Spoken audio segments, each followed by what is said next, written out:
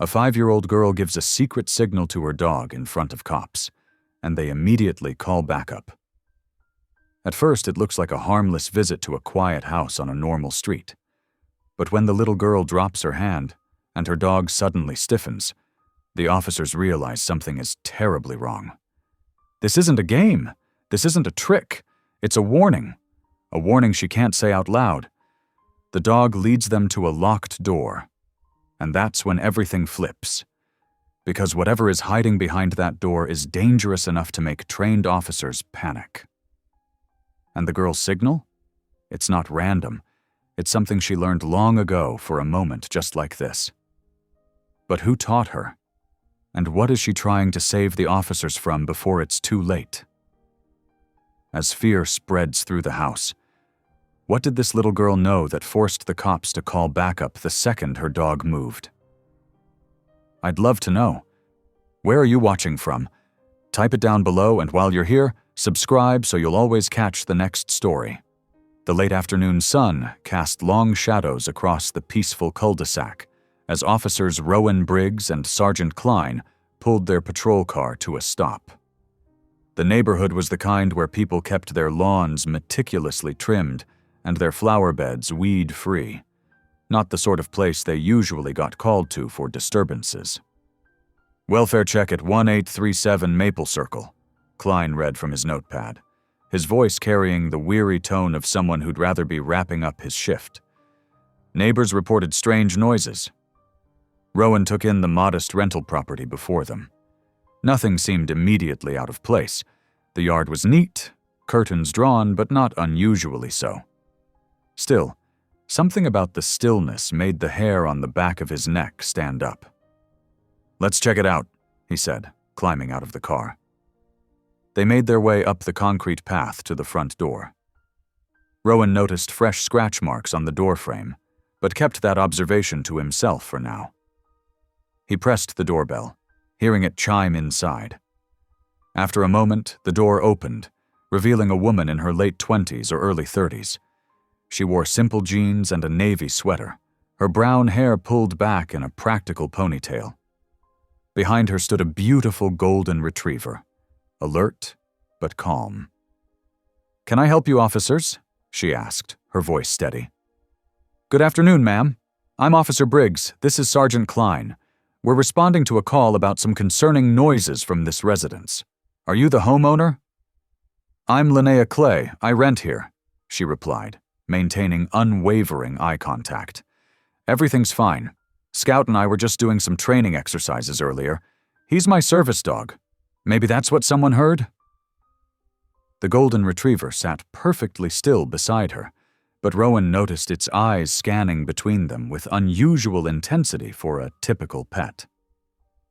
Sergeant Klein shifted his weight impatiently. "Well, if everything's all right then. Would you mind if we came in for a quick look around, Ms. Clay?" Rowan interrupted, something in his gut telling him things weren't adding up. Just to be thorough.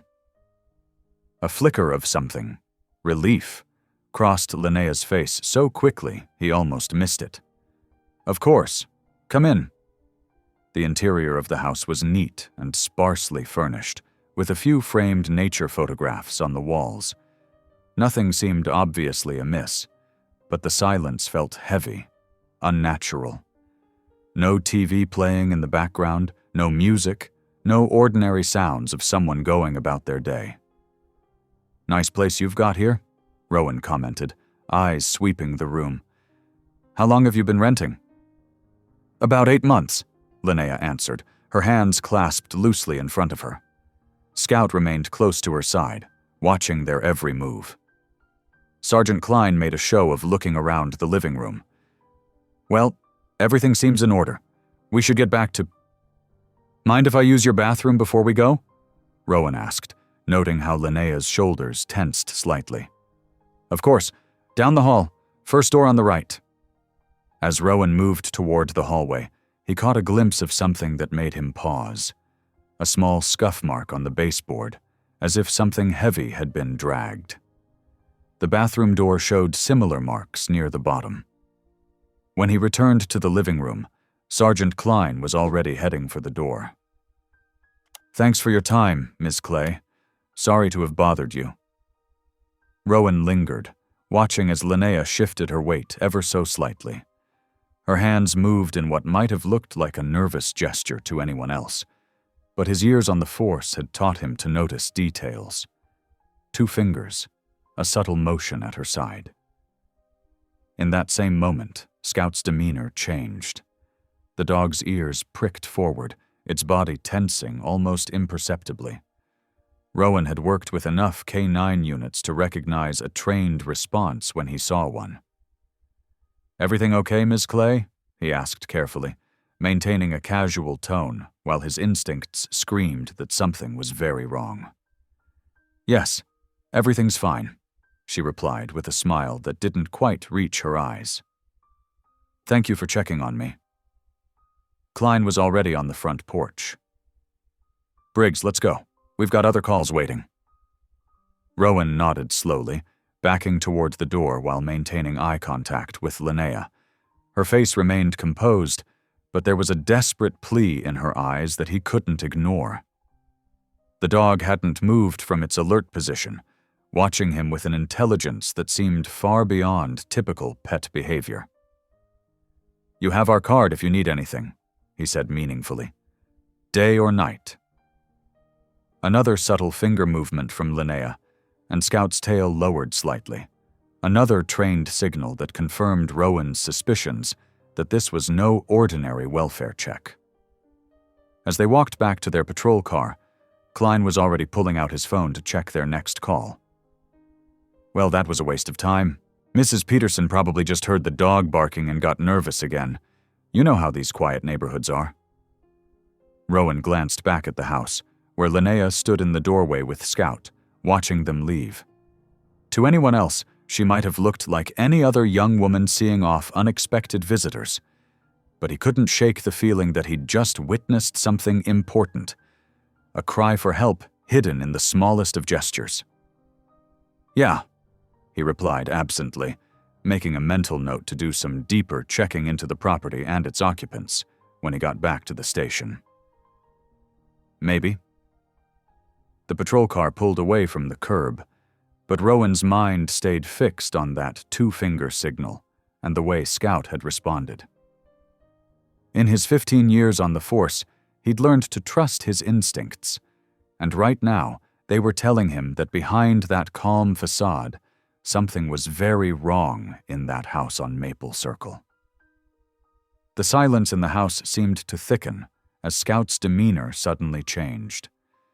The golden retriever's ears perked forward, and without any visible command from Linnea, he turned and padded purposefully toward a door at the end of the hallway. A low growl rumbled in his chest. Not aggressive, but alerting. Rowan's hand instinctively moved closer to his weapon. "Miss Clay, what's behind that door?" "It's just a storage room," Linnea replied, her voice steady but her fingers twisting together. "Nothing important in there." Sergeant Klein let out an impatient sigh. "Briggs, we've already established everything's fine here. We should—" But Rowan was already moving, following Scout down the hallway. The dog sat in front of the door, his posture rigid and alert. As Rowan drew closer, he noticed scratch marks on the doorframe, recent ones from the fresh splinters in the wood. Then he heard it. So faint he might have missed it if the house wasn't so eerily quiet. A rhythmic tapping coming from behind the door.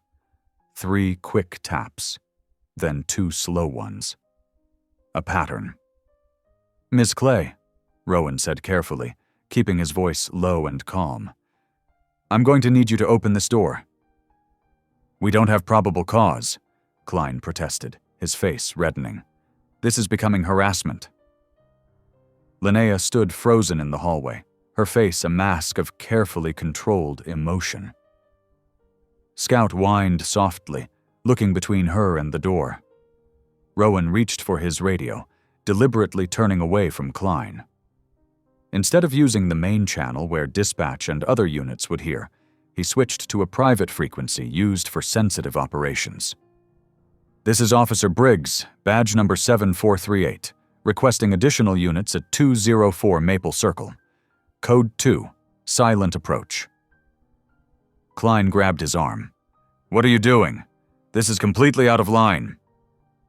Sergeant, Rowan said firmly, meeting his partner's agitated gaze.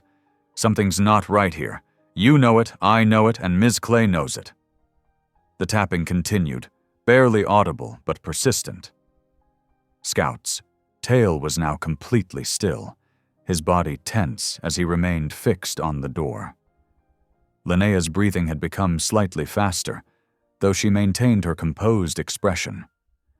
Her eyes darted between the two officers, then to the front windows, then back to the door. The movement was subtle, but Rowan caught it. She was watching for something, or someone. Ms. Clay, Rowan said gently, whatever's happening here, we can help, but you need to let us in that room. Klein threw up his hands in frustration. This is ridiculous. We're going to get written up for this, and you know it. There's no justification for— There's someone in there, Rowan cut him off, his voice hard, and they're trying to communicate. The tapping pattern repeated. 3 quick, 2 slow. Scout's growl deepened. Linnea's facade cracked slightly, a tremor running through her shoulders. Her eyes met Rowan's, and in them he saw fear, but also something else. Determination. Officer Briggs, she said carefully, each word measured. I can't open that door. Can't or won't? Rowan asked, though he already suspected the answer. Can't, she repeated, and her hand moved to her pocket, withdrawing a key. But you can. Klein stepped forward, his face flushed. This is completely unauthorized. Miss Clay, you don't have to— But Linnea was already holding out the key to Rowan, her hand steady despite the tension visible in every line of her body. Scout moved closer to her, pressing against her leg protectively. Rowan took the key, feeling its weight in his palm.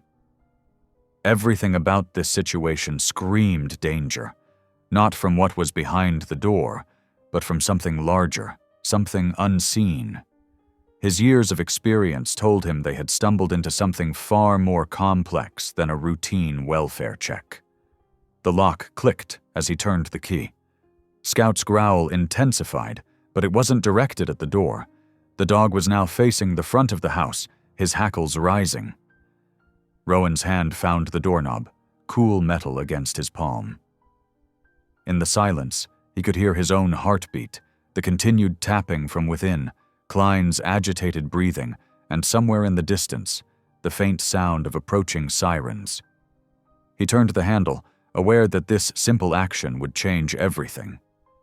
The door began to open, revealing darkness beyond, and the tapping suddenly stopped. As the door swung open, stale air rushed out of the darkened room. Rowan's hand instinctively moved to his flashlight, casting a beam into the shadows. The light revealed a small home office, but it looked like a tornado had torn through it. Papers were scattered everywhere, some shredded into tiny pieces that carpeted the floor like confetti. The desk had been pushed against one wall, its drawers hanging open, and there, huddled in the corner behind an overturned filing cabinet, was a man. Dad, Linnea's voice cracked as she pushed past Rowan, dropping to her knees beside the figure. Marshall Clay looked nothing like a typical accountant. His face was gaunt, with several days' worth of stubble covering his jaw. His clothes, what might have once been a decent dress shirt and slacks, were wrinkled and stained. Dark circles shadowed his eyes, which blinked rapidly in the sudden light. "Water," Linnea said urgently, looking back at the officers. "Please, he needs water." Rowan nodded quickly. "Klein, get water from the kitchen, now." For once, Sergeant Klein didn't argue. He hurried out, leaving Rowan to assess the situation. Marshall's wrists were raw and bruised, suggesting he'd been bound recently. Though no obvious wounds were visible, he held himself carefully, like someone nursing injured ribs. "Sir," Rowan said softly, crouching down to their level. I'm Officer Briggs. Can you tell me what happened? Marshall's eyes darted to his daughter, who nodded encouragingly. It's okay, Dad. We can trust him. I made sure. The ledger, Marshall rasped, his voice rough from dehydration. Had to destroy most of it. Couldn't let them find it. His trembling hand reached behind the filing cabinet, pulling out a worn, leather-bound book. Klein returned with a glass of water, which Linnea helped her father sip slowly. Color gradually returned to Marshall's face as he drank, though his hands still shook. I need to know what we're dealing with here, Rowan said firmly. Ms. Clay, Linnea, you called us here on purpose, didn't you? She nodded, one hand still supporting her father's shoulder. I didn't know who else to trust. The local police could be compromised, but I watched you, Officer Briggs. For weeks. You're not on their payroll. Whose payroll? Klein demanded, his voice rising with panic. What exactly have you dragged us into? Marshall clutched the ledger tighter. The Salazar cartel, he said quietly. I was placed undercover in their financial network. 3 years of careful work, tracking their money laundering operations through legitimate businesses. But someone made me. Had to run. Klein's face went pale. The Salazar. Oh God. This is a federal operation. We need to call this in, get FBI involved immediately. No. Marshall's voice cracked with desperate energy. The leak came from inside. That's why I couldn't trust official channels. They framed me as a traitor, said I was stealing from the cartel. But this ledger, he patted the book. This proves everything. All their operations, all their legitimate front companies, all the officials on their payroll. Rowan's mind raced, processing the implications. That's why you've been hiding here? In your daughter's house? Linnea nodded, her eyes glistening. He taught me emergency protocols when I was growing up. I always thought it was just him being paranoid, making games out of silent signals and escape routes. But when he showed up at my back door 3 nights ago, barely conscious. She swallowed hard. I understood why. This is insane, Klein muttered, pacing the small room. We're just patrol officers. This is so far above our pay grade. We're police officers, Rowan cut in firmly. Our job is to protect and serve. Right now, that means protecting Mr. Clay and this evidence. Marshall's eyes fixed on Rowan with sudden intensity. They're coming. That's why I had Linnea call you. I heard them planning. They traced me here somehow. Professional hit team, arriving tonight. Linnea's hand tightened on her father's shoulder. I couldn't just run. They'd hurt innocent people trying to find us. But I couldn't call for help openly either. So I had the neighbors report strange noises, knowing you'd be dispatched to check. You risked a lot, Rowan said quietly. If the wrong officers had shown up, I didn't have a choice. Linnea's voice was steady despite her obvious fear. Dad needs medical attention. The ledger needs to get to people who can act on it. And She took a deep breath. I can't fight them alone. Klein had stopped pacing, his face a mask of conflicting emotions. This is career suicide. If we get involved in this without proper authorization, they'll kill him, Linnea interrupted. They'll kill me too, and anyone else who gets in their way. Is your career worth more than that? The room fell silent, except for Marshall's labored breathing. Rowan looked at the scattered papers, the hidden ledger, the desperate father and daughter. Years of training told him to follow procedure, to call it in through proper channels. But his instincts, the same ones that had made him follow Scout to this room, were screaming that Linnea was right. First things first, Rowan said decisively. We need to get Mr. Clay to a secure location and get him medical attention. Then we figure out how to handle the ledger. He turned to his partner. Klein, I know this isn't by the book, but right now we're all that stands between an innocent family and a cartel hit team. Are you with me? Klein ran a hand over his face, conflict evident in every movement. Finally, his shoulders slumped in resignation. God help me. Yes, I'm with you. But for the record, this is completely insane. Noted, Rowan said grimly. He helped Marshall to his feet, supporting the injured man's weight. Linnea, gather whatever essentials you need. 5 minutes max. Scout can come too. We might need his alertness. As Linnea hurried to pack, Marshall clutched Rowan's arm. Thank you, he whispered. I know what I'm asking, what I'm risking, but this ledger could bring down their entire operation, save countless lives. Rowan nodded, feeling the weight of the moment settle onto his shoulders. They were about to go off-grid against one of the most dangerous cartels in the country, armed with nothing but a patrol car, standard weapons, and a dog with good instincts. The odds were not in their favor.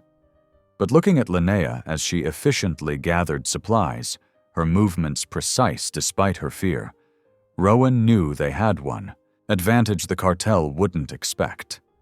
They had someone who'd been preparing for this her entire life, even if she hadn't known it.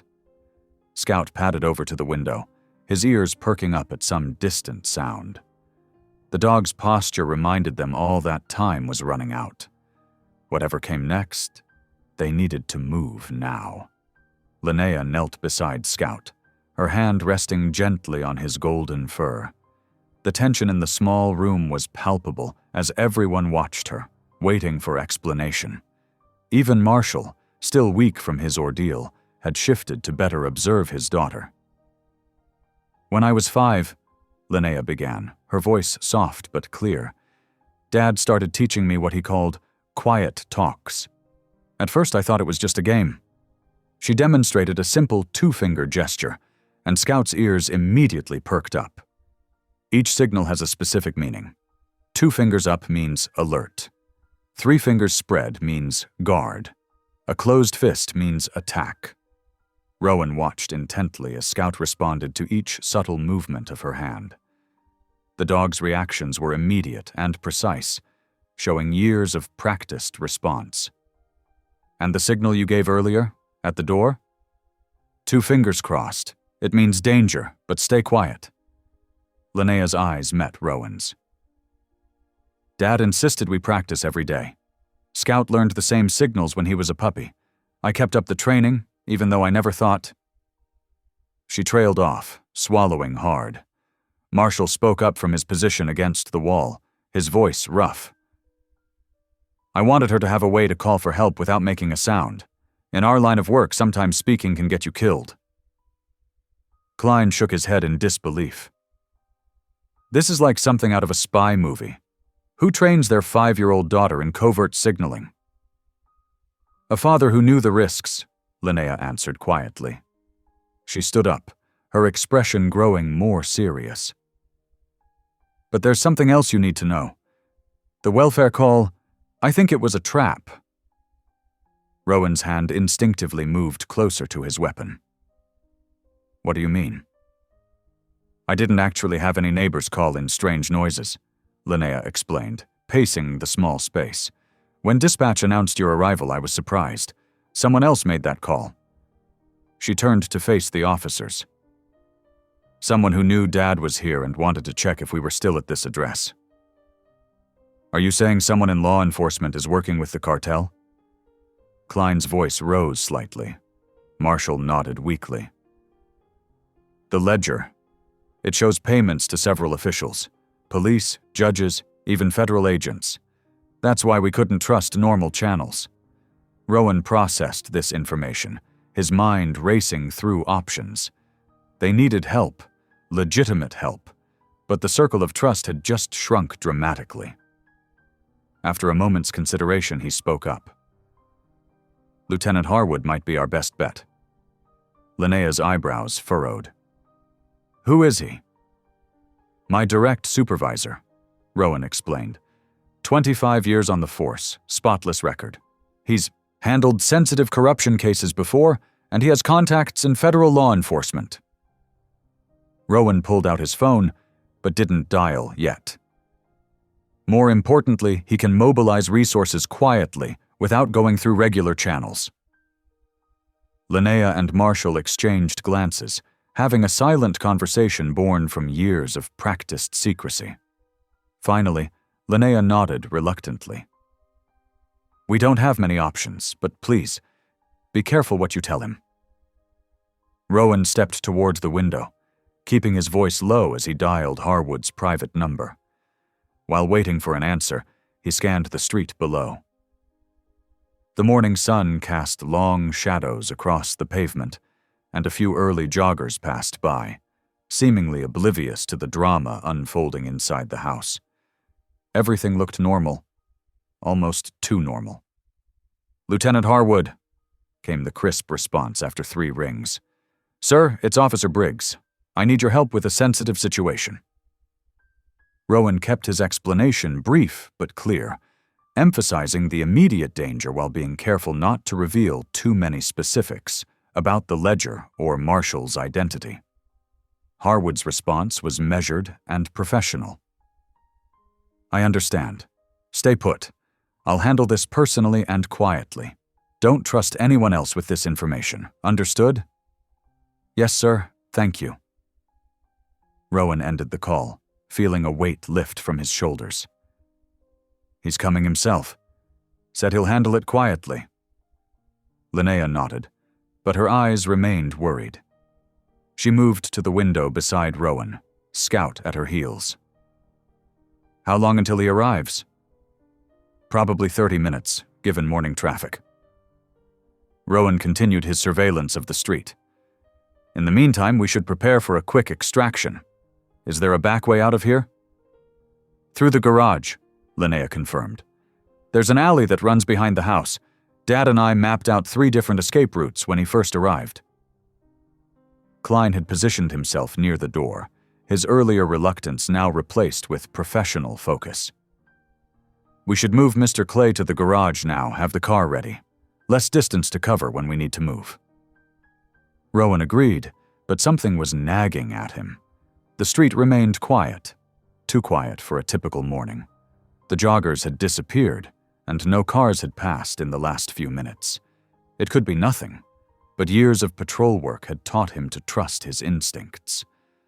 Scout suddenly tensed, his ears forward, a low growl building in his throat.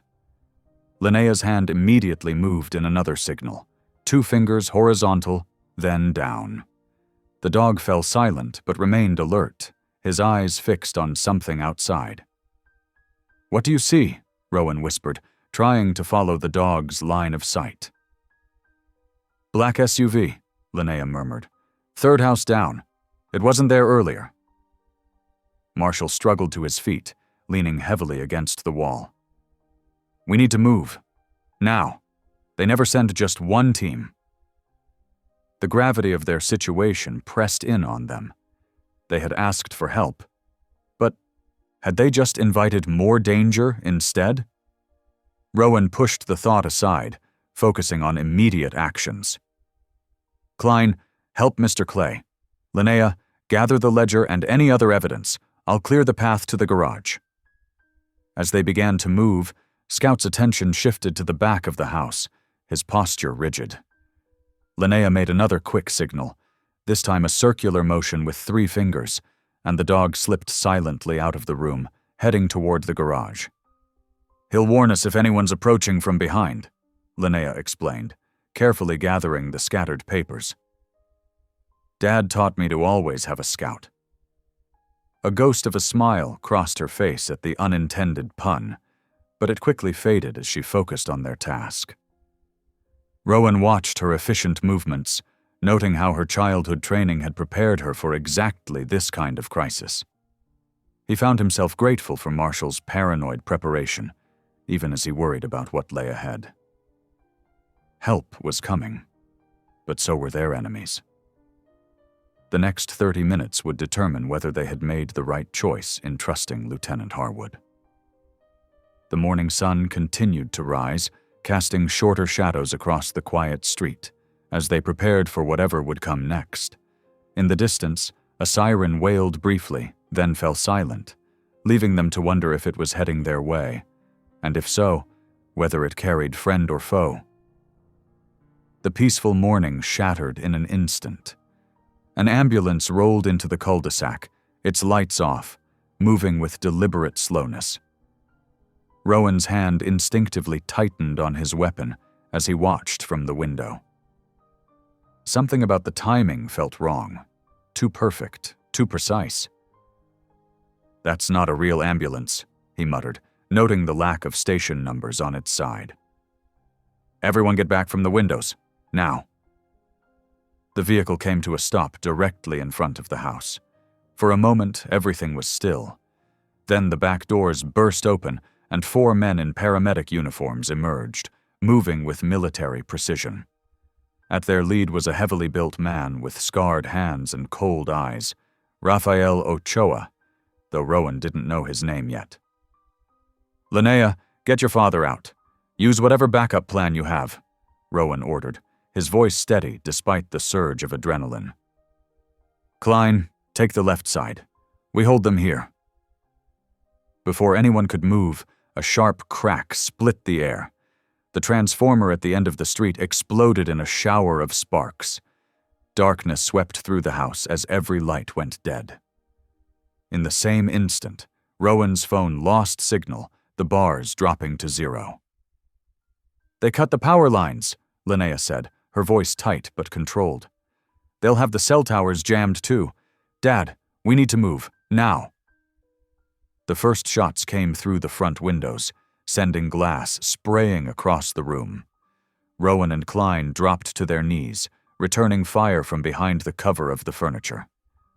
The gunmen were spreading out, using the ambulance and nearby cars as cover. "Go," Rowan shouted to Linnea. "We'll hold them here." Scout was already moving, responding to another of Linnea's silent signals.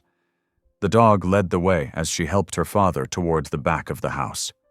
Rowan caught glimpses of their movement as he exchanged fire with the attackers, Linnea's calm efficiency, Marshall's determined stumbling, Scout's alert guidance. A bullet whizzed past Rowan's ear, embedding itself in the wall behind him. He ducked lower, trying to keep track of all the threats. The gunmen were well trained, coordinating their movements to pin down the defenders while steadily advancing. "Briggs!" Klein's voice cracked with panic. "There's more coming around the—" His warning cut off in a cry of pain. Rowan turned to see Klein clutching his shoulder, blood seeping between his fingers. Before either officer could react, 2 of the gunmen burst through the side door. They grabbed Klein, dragging him backward while keeping Rowan pinned down with sustained fire. "Klein!" Rowan tried to get a clear shot, but the angles were wrong.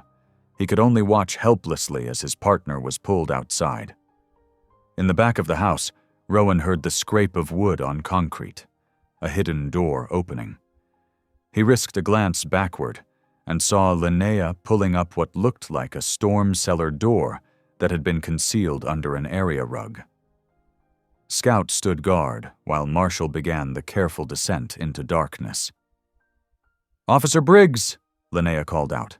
"Fall back to us. We can't hold the front anymore." She was right.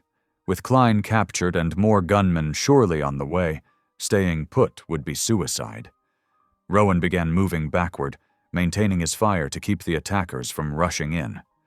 The sound of breaking glass from upstairs told him they were already finding other ways into the house.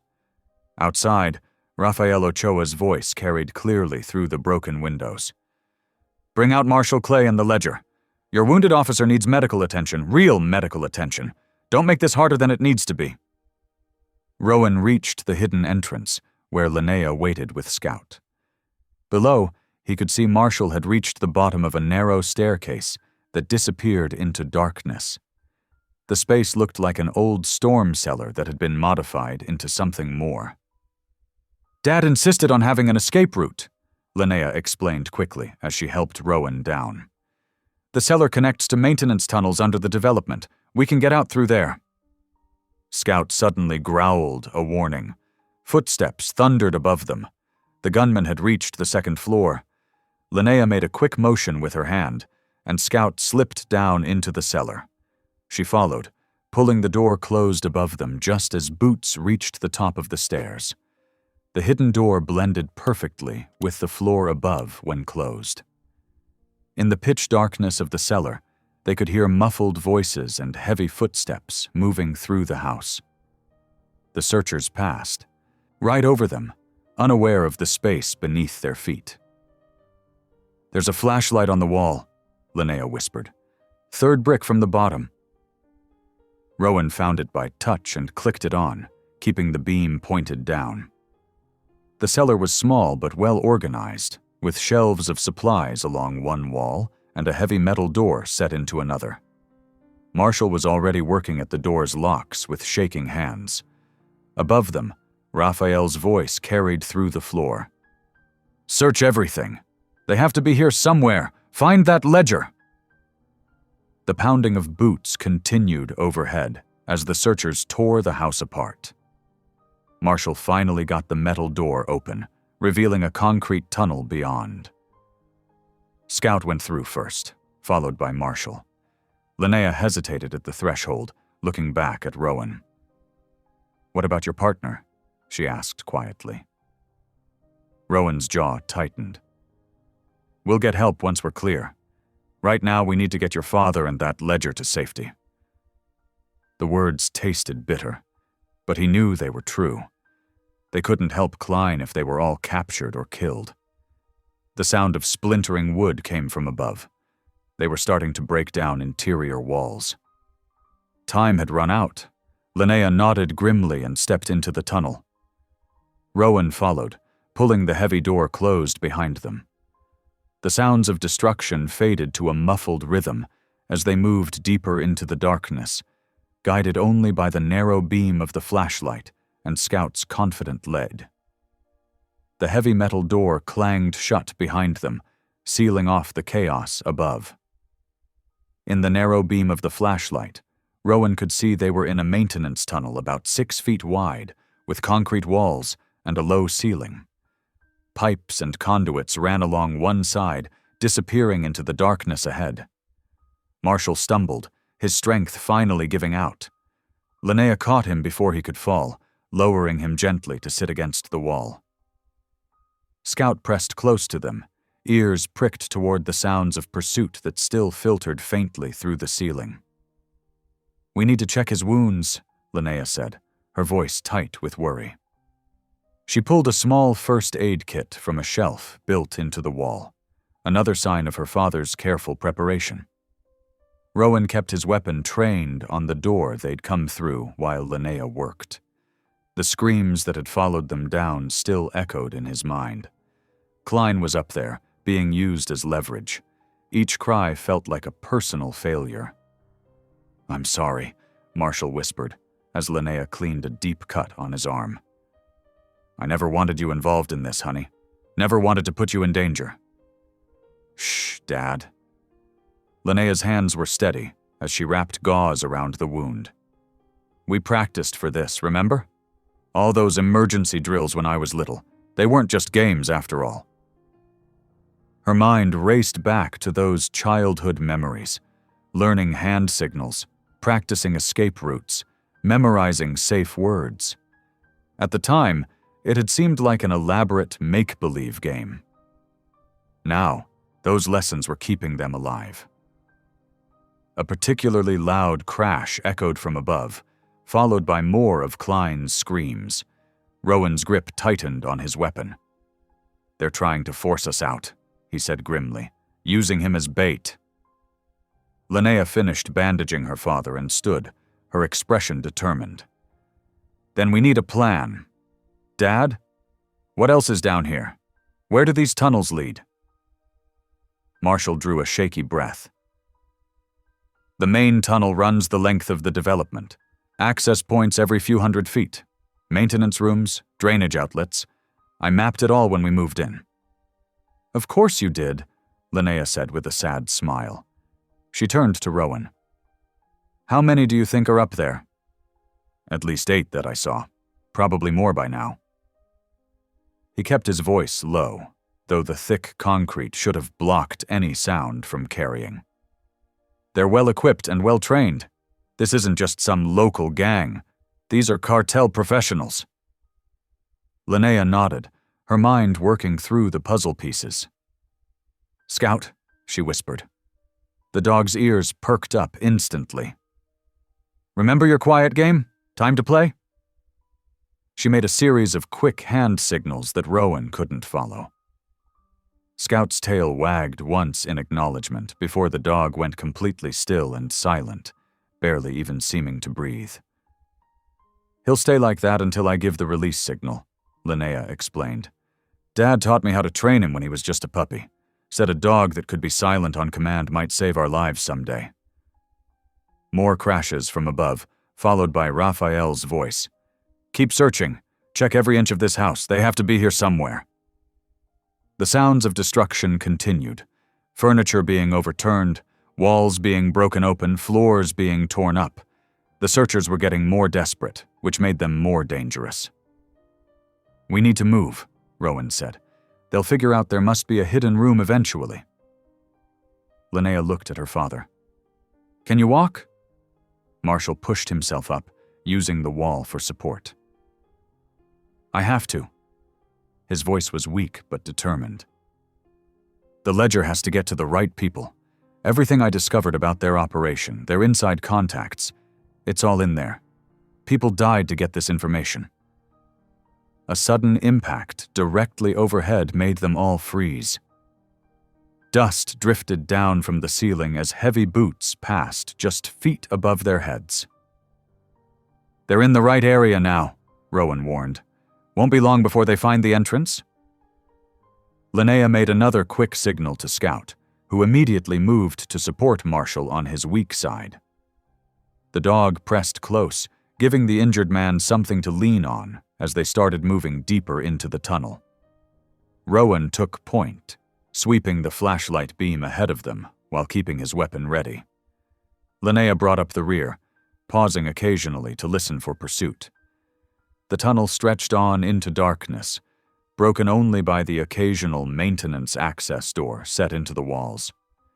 Klein's screams had stopped, which was somehow worse than hearing them.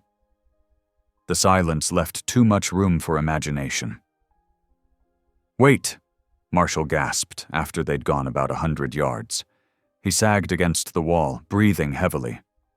"Need to catch my breath."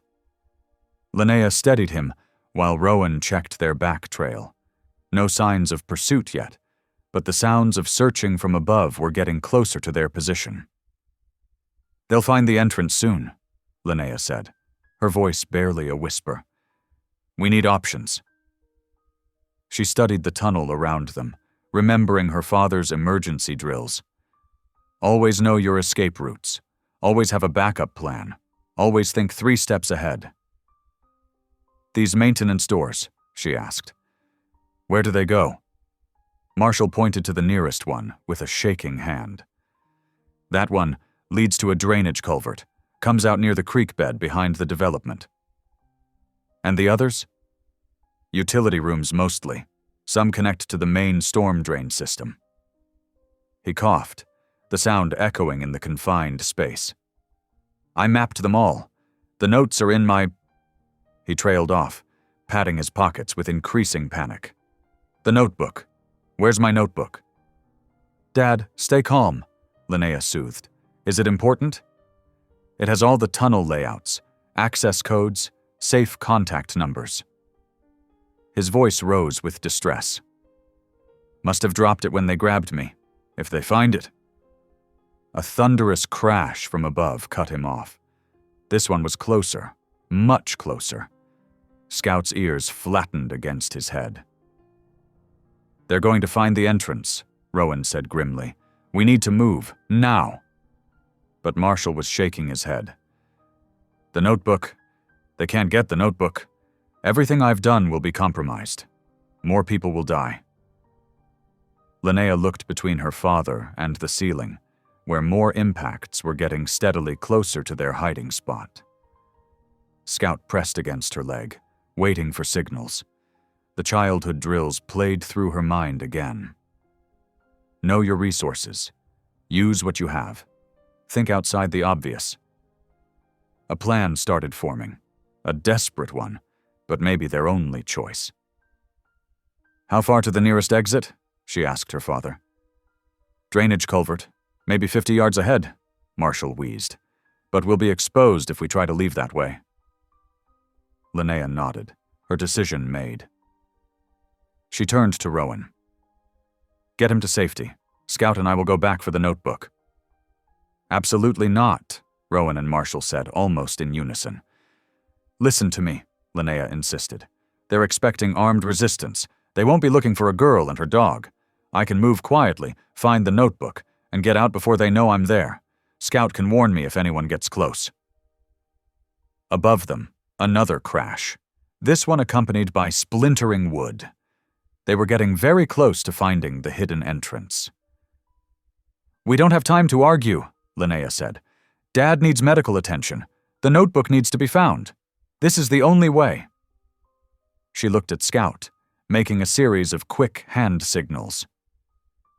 Tetigunsak, dog's posture shifted subtly, still silent, but now coiled with purpose. Rowan wanted to argue more, but he could see the logic of her plan. He'd seen how well-trained Scout was, how in tune with Linnea's signals. And she was right. They were running out of options. 30 minutes, he said finally. "If you're not at the drainage exit by then, I'm coming back in." Linnea nodded once, then hugged her father quickly. "I'll be careful. I promise." Before anyone could raise more objections, she and Scout were moving back the way they'd come, disappearing into the darkness with barely a sound. Rowan watched them go, then turned to help Marshall toward the drainage exit. Above them, the sounds of searching grew closer and closer to their hidden sanctuary. The siege of the house was entering a new phase, and somewhere in the darkness above, Linnea and Scout were heading straight back into it. The darkness of the tunnel seemed to press in around them as Linnea and Scout made their way back toward the house. Her mind raced, piecing together fragments of information that had been nagging at her subconscious. Something wasn't adding up about how this had all started. She paused, pressing her back against the cool concrete wall. Scout stopped instantly beside her, ears alert but making no sound. The training was so ingrained in both of them. Perfect silence, perfect control. "The welfare call," she whispered to herself. Why did they use those exact words? The memory surfaced with crystal clarity, her mother's voice from long ago, teaching her the family's emergency codes. "If anything ever happens, sweetie, remember, we always use welfare check as our signal. Not wellness check or safety check. Those are too common. Welfare check is our special phrase." Linnea's breath caught in her throat. The original call that brought Rowan and Klein to her house, it had specifically used her mother's exact code phrase. A phrase that had died with her mother 15 years ago. Unless... "Someone who knew," she whispered. "Someone who had access to old case files. Someone inside." Scout's ears twitched at a distant sound, but Linnea barely noticed. Her mind was racing through the sequence of events. Who had access to those old files? Who would have known about her father's undercover work? Who had Rowan just called for help? The realization hit her like a physical blow. Lieutenant Harwood, the supposedly clean supervisor. The one person who'd been in position long enough to know about her mother's old codes. "Oh God," she breathed. "He's the mole." Scout pressed against her leg, sensing her distress. Linnea took a deep breath, forcing herself to think clearly. If Harwood was working with the cartel, then calling him hadn't just compromised their position. It had given him exactly what he wanted. A chance to eliminate both Marshall and any evidence he'd gathered. She needed to warn Rowan. But first, they had to find that notebook. Using hand signals. She directed Scout up the narrow maintenance ladder that led back to the house's lower level.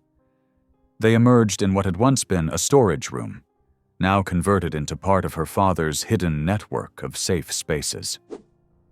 Linnea could hear movement above, heavy boots on hardwood floors, voices speaking in rapid Spanish.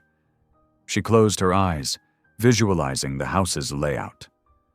The notebook had to be somewhere between here and where they'd first found her father. Scout's head suddenly snapped toward the door. Linnea made a quick, downstay gesture, and the dog melted into the shadows. Moments later, footsteps passed by their hiding spot. "Check every room," a voice said in heavily accented English. "The old man couldn't have gotten far." "What about the girl and the cop?" another voice asked. "Lieutenant says to take them alive if possible. He wants to know what they've figured out." The footsteps moved on. Linnea's jaw clenched. More confirmation of Harwood's betrayal, as if she needed it. She waited until the voices faded, then signaled Scout forward. They needed to move fast now. The notebook wasn't just important for its tactical information. It was proof of Harwood's involvement. Her father's meticulous nature meant he would have documented everything, including any suspicious patterns in law enforcement response. Room by room, they searched. Scout's training proved invaluable. The dog could check spaces quickly while maintaining complete silence. Linnea's heart pounded with every moment exposed, but she forced herself to be thorough. Finally, in what had been her father's makeshift office, Scout's tail gave a single subtle wag. The dog's nose pointed toward a fallen bookshelf. Linnea worked her way carefully across the room, hyper-aware of the sounds of searching that seemed to be everywhere in the house now. There, partially hidden under scattered papers, was her father's notebook. She grabbed it quickly, thumbing through the pages. Financial records, coded meetings, and there, a section about law enforcement contacts. Harwood's name appeared multiple times, always in connection with mysteriously failed raids or compromised operations. "Good boy," she whispered to Scout. Now they just had to get back to Rowan and her father. But as she turned toward the door, voices approached again. Closer this time. Too close to risk movement. Linnea pressed herself into a corner, Scout practically melding with her legs. She made the hand signal for absolute stillness. Not that Scout needed the reminder. The dog was as still as a statue. Two men entered the room, guns drawn. Linnea barely breathed as they did a quick sweep. "Nothing here," one said. "Move on." They left, but Linnea waited a full minute before moving. They couldn't risk going back the way they'd come. Too many searchers in the halls now. She studied the room's layout, remembering her father's lessons about the house's hidden paths. There, behind that false panel, was another way down to the tunnel system. It took precious minutes to work the panel loose silently, but finally they had access. Linnea went first, Scout following with practiced ease. They'd done drills like this countless times, though never with actual killers searching above them. The new tunnel was narrower, darker. Linnea had to feel her way along the wall, Scout's presence beside her providing silent reassurance. She knew this would eventually connect with the main tunnel system, but getting there would take time they might not have. Her father's voice echoed in her memory. "Always have a backup plan for your backup plan." She smiled grimly in the darkness. She had more than a plan now. She had proof of Harwood's betrayal and intimate knowledge of the house's hidden pathways. The cartel troops might control the house above, but down here in the darkness, she had the advantage. And she intended to use it. Now she just had to reach Rowan and her father. Together they could turn this siege around, transform their trap into a weapon against those who thought they had them cornered. Scout's ears suddenly pricked forward. Linnea froze, listening. Distant footsteps in the main tunnel, but coming from the direction they needed to go. She made a series of quick hand signals to Scout. The dog understood immediately, moving ahead to scout the junction where the tunnels met. Linnea waited, clutching the notebook that now felt like both salvation and danger in her hands. The footsteps grew closer. Scout returned, giving the signal that meant friend. Linnea relaxed slightly. It had to be Rowan coming back for them. She was right. Moments later, Rowan's figure appeared at the tunnel junction, moving cautiously with his gun drawn. Linnea stepped out where he could see her, Scout alerting him to their presence with a barely audible whine. "Thank God," Rowan whispered. "Your father's secure, but we need to move. Harwood just arrived upstairs with more men." "I know about Harwood," Linnea said quietly. "He's working with them. Has been all along." She could see the shock on Rowan's face, quickly followed by understanding as she explained about her mother's code phrase and showed him the notebook's contents. "So the whole extraction plan," he started. "Is a trap," Linnea finished. "But we can use that. We know these tunnels better than they do, and now we know who we're really fighting." Rowan nodded grimly. "Your father's waiting near the drainage exit. Let's get to him first. Then we can figure out how to turn this around." Together they moved through the darkness, Scout leading the way. Above them, they could hear Harwood's voice now, directing the search. But his voice held no power down here in the shadows. Here, in these hidden passages, Linnea and Scout were in their element. And they had something Harwood didn't expect: proof of his betrayal and the element of surprise. The siege wasn't over. It was just beginning to turn in their favor. The heavy thud of boots echoed through the house above as Lieutenant Harwood's backup team arrived. Rowan stood at the top of the stairs, his face carefully neutral as his supervisor approached with 4 heavily armed men in tactical gear. "Situation report," Harwood demanded, his sharp features tight with what appeared to be concern. But now that Linnea had revealed the truth, Rowan could see the calculation behind his eyes. "House is secured, sir," Rowan reported, purposely keeping his body camera activated. "We've got Officer Klein injured outside. No sign of the suspects yet, but we're doing a thorough sweep." Harwood nodded, his polished appearance at odds with the tension in the air. "Good work, Briggs. We'll take it from here. You should get Klein to medical." "With respect, sir, I'd like to stay on. I know the layout now. Might be useful." Rowan kept his voice steady, though his heart pounded. Every second he could stall bought time for Linnea and Marshall to prepare below. In the basement's hidden room, Linnea worked quickly, positioning the ledger on a desk where light from a small window would illuminate its incriminating contents. Scout sat alertly at her side, watching as she reviewed hand signals with him. "Remember, boy," she whispered, demonstrating the crucial sequence. "Wait signal, then attack signal, just like we practiced." Scout's intelligent eyes followed her every movement, his training evident in his focused attention. Marshall Clay sat propped against the wall, his face pale but his mind sharp as he sketched a rough map of the house's structure on a scrap of paper. His hands trembled, but his memory was clear. "The support beam here," he pointed weakly, "creates a natural bottleneck. And this wall, it's reinforced. Good cover if you need it." Linnea studied the map, then shared a look with Rowan, who had managed to slip away briefly from Harwood's team. "If we can get them to follow the ledger's trail," she said quietly, "we can funnel them right where we want them." Rowan nodded, checking his body camera again.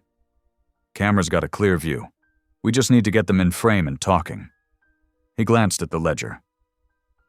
"That thing's got enough evidence?" "Names, dates, amounts," Marshall confirmed. "Harwood's signatures are all over it, along with records of every operation he compromised." Linnea positioned Scout near the first choke point, using hand signals to indicate where he should wait.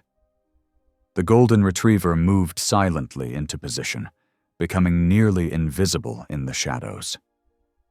Years of training exercises had prepared him for this moment, though they'd never imagined it would be against real threats. "Remember," Linnea told Rowan, "Scout will give us a 3-second warning before he moves. When you see his ears shift forward, be ready." Above them, they could hear Harwood organizing his men into search patterns. His voice carried an edge of urgency that suggested he knew exactly what was at stake if that ledger was found by the wrong people. Rowan checked his ammunition, while Linnea programmed a series of specific signals for Scout. Each gesture was practiced until the dog responded instantly, silently. They couldn't risk any barks or whines giving away their position. "The main thing," Marshall said, his voice barely above a whisper, "is keeping them contained once they enter. That doorway there?" He pointed to a heavy wooden door. "It's reinforced steel behind the panels. Once it closes, it takes significant force to breach." Linnea placed the ledger carefully, angling it so the pages would be visible. Selected documents were arranged to catch the eye, particularly those bearing Harwood's signature. The trap was almost set. "We'll only get one chance at this," Rowan said, double-checking his camera angle. "If we miss getting their confession on video." "We won't," Linnea assured him, though her heart raced. She could hear Rafael Ochoa's voice now, too, conferring with Harwood above. The cartel enforcer's presence confirmed their suspicions about Harwood's true allegiance. Marshall gripped his daughter's hand briefly. "Be careful," he whispered. "These men, they won't hesitate." Linnea squeezed back, then moved to her position. Scout followed her silent command, taking up his guard post where the corridor narrowed. Rowan stationed himself where he'd have the clearest camera angle while maintaining cover. They could hear footsteps approaching, the measured tread of men who thought they had their quarry cornered. Linnea caught Rowan's eye and nodded. The trap was set. Now they just had to trust in their preparation, Scout's training, and their desperate gamble to expose the truth. Harwood's voice drifted down, deceptively professional. "Check every room. They have to be here somewhere." Linnea made one final hand signal to Scout, the wait command. The dog's muscles tensed, ready but perfectly still. Years of practice had led to this moment. Every drill, every late-night training session, every lesson her father had insisted on, it all served a purpose now. Rowan positioned himself carefully, ensuring his camera would capture not just video, but clear audio. The evidence they needed was moments away, if their plan worked, if they survived long enough to use it. The footsteps grew closer. Linnea steadied her breathing, just as her father had taught her. Scout's ears twitched forward, the first warning sign. Through the shadows, she could see Harwood's polished shoes at the top of the stairs. Their trap was set.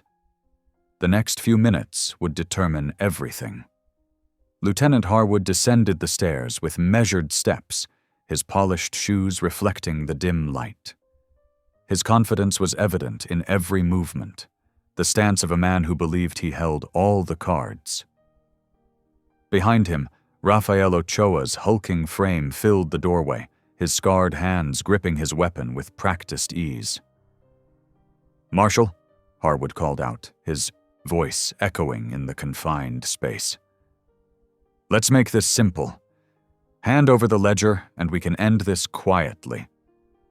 Rowan pressed himself against the reinforced wall, his body camera recording every moment. His heart thundered in his chest, but his hands remained steady. Years of training had prepared him for moments like this.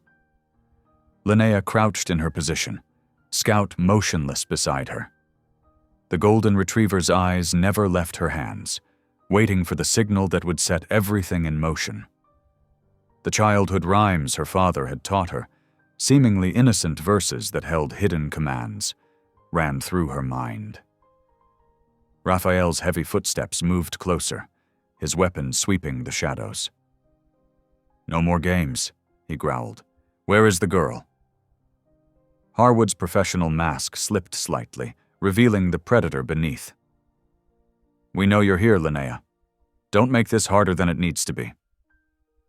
The beam of Raphael's flashlight caught Linnea's sleeve. In an instant, he had her in his grip, rough hands forcing her forward. "Found her," he announced, triumph in his voice. "Now where's that ledger?" Linnea met Harwood's eyes, seeing no trace of the law enforcement officer she'd once trusted. His betrayal was complete, written in every line of his face. "The ledger," Raphael demanded, tightening his grip. Linnea swallowed hard, then began to speak, not in fear, but in the sing-song voice of a child reciting a nursery rhyme. Patter cake, baker's man, bake me a cake as fast as you can." Raphael's grip loosened slightly in confusion, but Scout's ears pricked forward. He knew this rhyme, had trained to it countless times. "Pat it and prick it and mark it with B," Linnea continued, her voice steady despite the pressure on her arm. Scout's muscles tensed, reading the hidden command in the familiar words. "Put it in the oven for baby and—" Before she could finish, Scout exploded into action.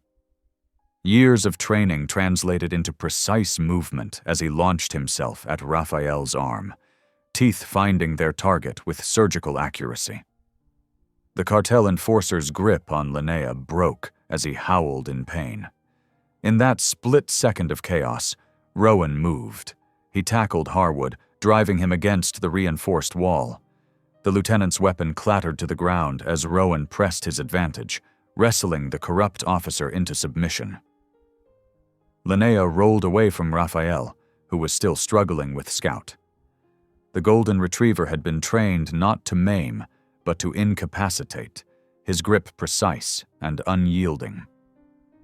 "Stay down," Rowan commanded, securing Harwood's hands behind his back. His body camera captured everything: the lieutenant's face, Raphael's presence, the moment of attack. But they weren't safe yet.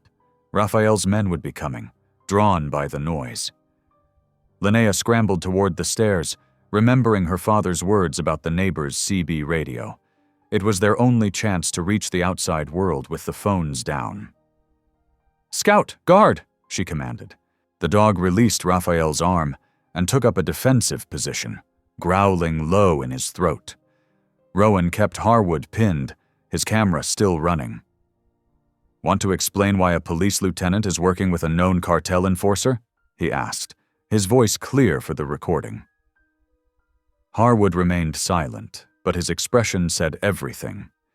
Years of corruption and betrayal were written in the anger that twisted his features. Linnea reached the neighbor's house, her feet barely touching the ground as she ran.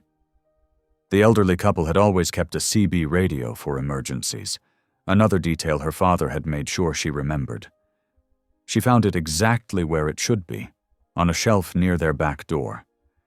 Her fingers flew over the dials, setting the frequency her father had drilled into her memory.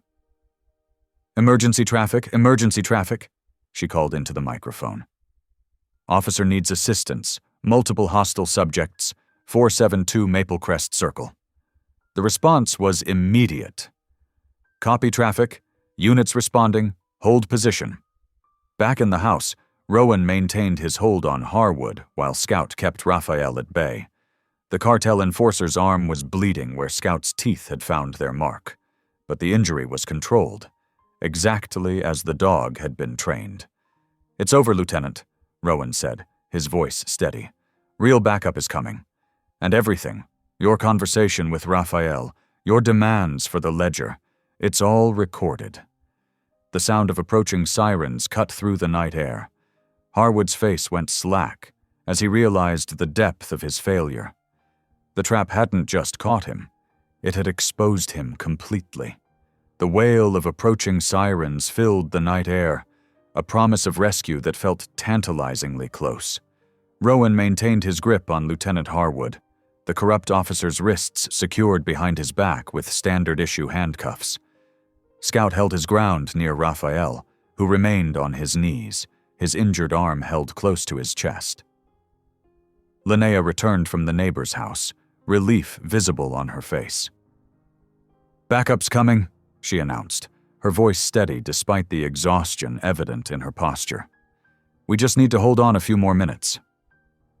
The first police cruiser's lights swept across the front windows, casting alternating blue and red shadows through the house. The cavalry had arrived, but their moment of victory was about to shatter. Raphael moved with the speed and precision of a striking snake. Despite his injured arm, he lunged forward, rolling away from Scout's position. The golden retriever charged, but Raphael had anticipated this. He kicked out, catching Scout in the ribs with enough force to send the dog sliding across the floor with a yelp. "Scout!" Linnea cried out, starting toward her dog. This was exactly what Raphael had wanted. Her attention divided, her guard down. In 2 steps, he reached her. His uninjured arm locked around her throat as he dragged her backward toward the interior of the house. "Nobody moves," he growled, "or she dies right here." Rowan faced an impossible choice. He couldn't maintain his hold on Harwood and stop Raphael without putting Linnea at risk. Outside, car doors slammed as backup units arrived, but they had no idea what was happening inside. "Let her go," Rowan commanded, his voice tight with controlled fury. "You're surrounded. There's no way out." Raphael's laugh was cold and hollow. "You think I came unprepared?" He continued pulling Linnea deeper into the house. "Tell them, Lieutenant. Tell them what insurance we put in place." Harwood's professional mask cracked into a grim smile. "The house is rigged. Has been since we arrived. Accelerants in the walls, ready to burn every piece of evidence, and anyone inside." The first traces of smoke began curling from the baseboards, thin tendrils at first that quickly thickened. The cartel hadn't just come to kill, they'd come to erase. Outside, officers were shouting, organizing a perimeter. Through the window, Rowan caught sight of paramedics loading a stretcher. Sergeant Klein, alive but clearly injured from his time as a hostage. At least something had gone right. The smoke was getting thicker now. Raphael had backed himself and Linnea into the kitchen, where the chemical smell of accelerants was strongest. "Here's what's going to happen," he announced. "I'm walking out of here with the girl. Anyone tries to stop me, I trigger the rest of the charges and this place goes up with everyone inside." Scout had recovered, circling the room with a limp but still ready to fight. Linnea caught his eye, but she couldn't risk giving him a command, not with Raphael's arm around her throat. Rowan's mind raced. The smoke was becoming a serious problem, and he could hear the crackle of flames spreading inside the walls. The house wouldn't last long once the fire really caught hold. "Officer Briggs," a voice called from outside. "Report status." But before Rowan could respond, Raphael produced a small remote detonator.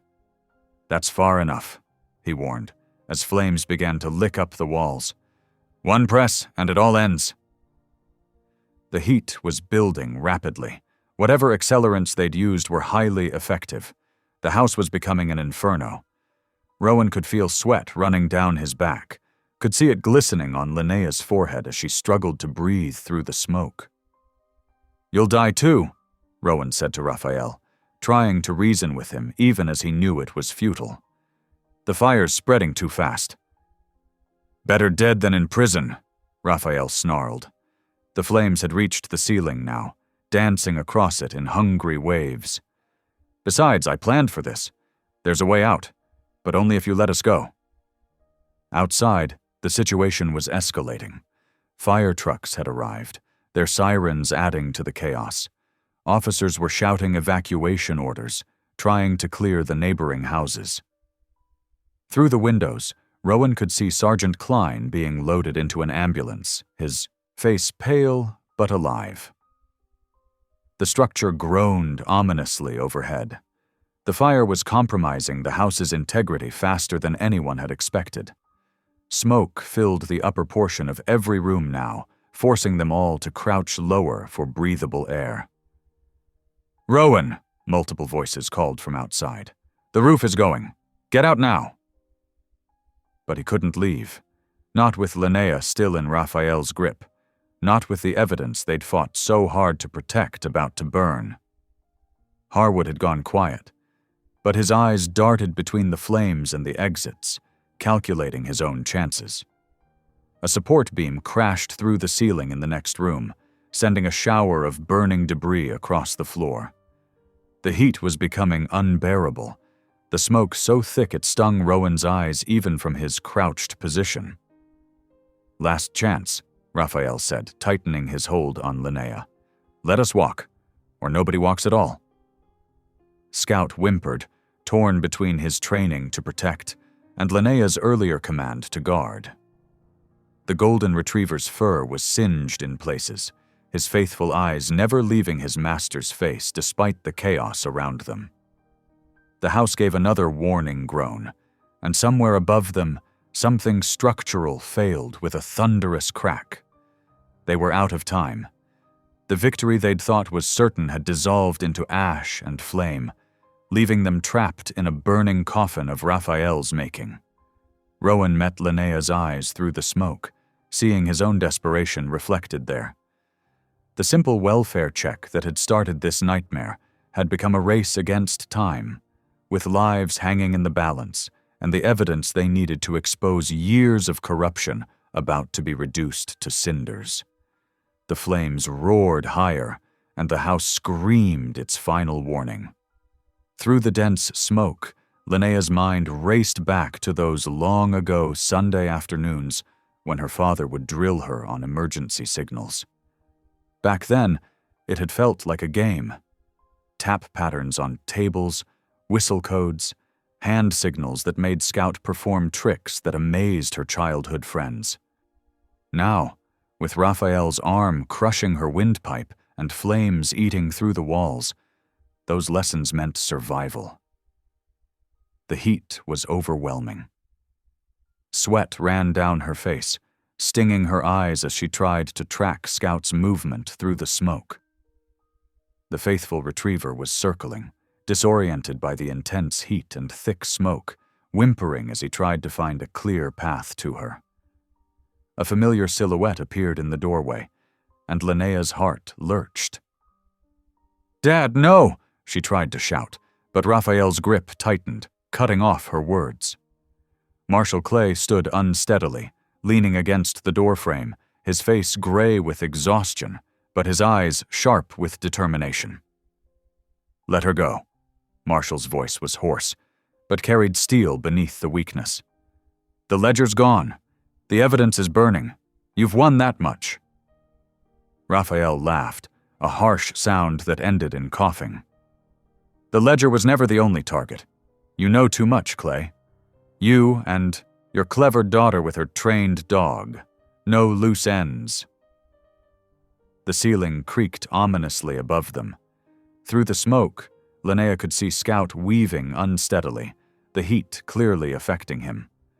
The poor dog's normally precise movements were becoming erratic, his training battling against basic survival instincts. Marshall took another shaky step forward, and Linnea saw her chance.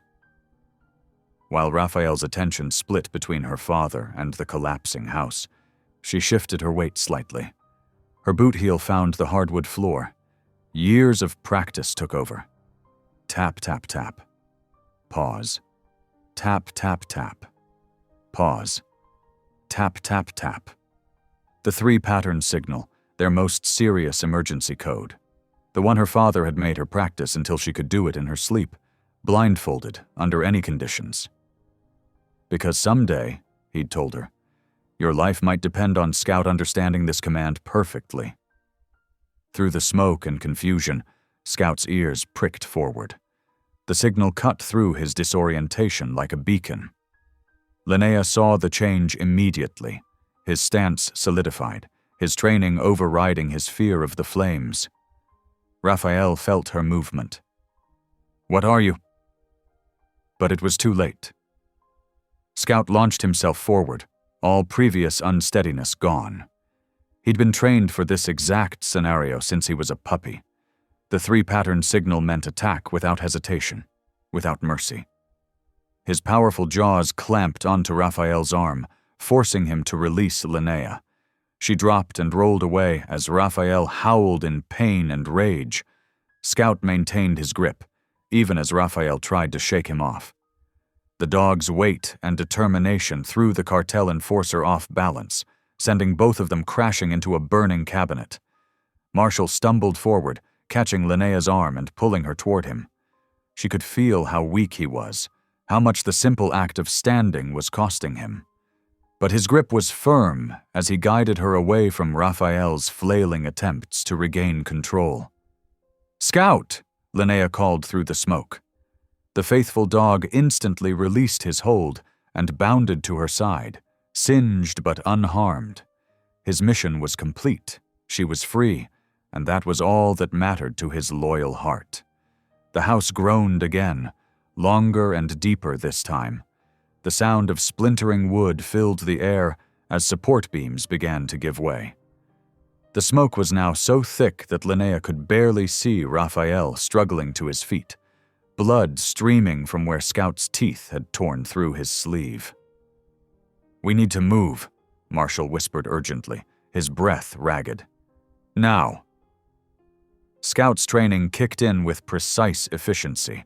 His powerful body slammed into Raphael's legs, throwing the enforcer off balance just enough to loosen his grip on Linnea. In that crucial moment, Marshall stepped forward, his voice weak but determined. "The ledger wasn't what you think," Marshall called out, drawing Raphael's angry attention. "There's another copy, one you'll never find unless you let us walk out of. Here." The desperate bluff worked for a precious few seconds. Linnea seized the moment, wrapping her arm around her father's waist while gesturing Scout to her side. The smoke had grown impossibly thick, forcing them to crouch low where traces of clearer air remained. "This way," Linnea whispered, guiding them toward the hall that led to the back door. The heat pressed against them like a physical wall, and Marshall stumbled, his strength nearly spent.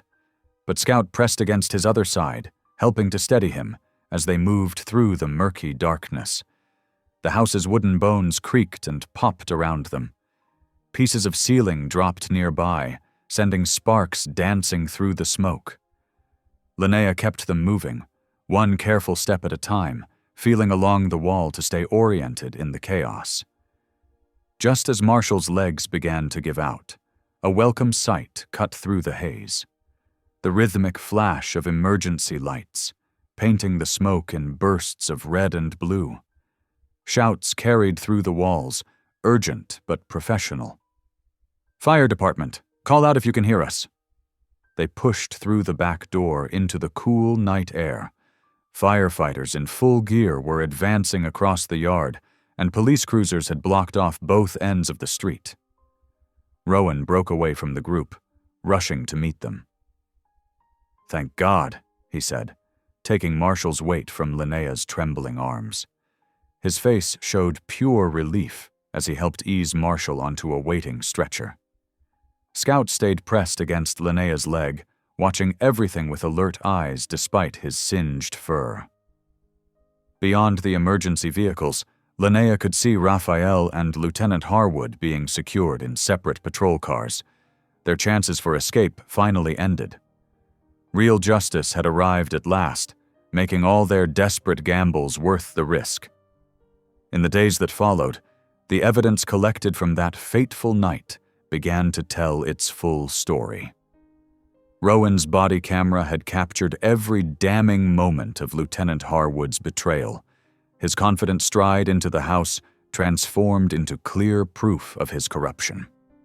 The footage showed his casual dismissal of procedure, his calculated attempt to aid Raphael, and most importantly, his shock when the trap sprung shut. Marshall's ledger proved even more valuable than anyone had imagined. Its detailed records traced millions of dollars through shell companies and fake accounts, revealing how deeply the cartel had wormed its way into legitimate businesses. Federal agents pored over every page, using Marshall's meticulous notes to untangle years of financial crimes. Raphael, facing serious charges and abandoned by his former allies, began to talk. His statements filled in the gaps, naming names and confirming connections that investigators had long suspected but couldn't prove. Each revelation led to new arrests, spreading like ripples through law enforcement and local government. Linnea sat for hours with investigators, no longer hiding in the shadows. Her clear, steady voice described years of quiet vigilance, of keeping her father's secret while watching for danger. The training that had once seemed like childhood games now stood revealed as the clever preparation that had saved their lives. In the hospital, Sergeant Klein recovered slowly from his wounds. Rowan visited often, bringing updates on the case. Though still shaken by how close they'd come to disaster, Klein finally admitted what Rowan had known from the start. "You were right to trust your gut," he said, adjusting his position in the hospital bed. "If you hadn't picked up on those signals..." The Clay house couldn't be saved, but Linnea found she didn't mind. She and Marshall moved into a bright apartment across town, where Scout could have a small yard, and no one had to check the shadows. For the first time in years, they could simply live their lives, their long burden of secrecy finally lifted. The evidence they'd gathered sparked investigations across 3 states. Corrupt officials were removed from power, cartel operations crumbled, and the financial network that had seemed untouchable began to fall apart. All because one woman had found the courage to risk everything by reaching out for help in just the right way.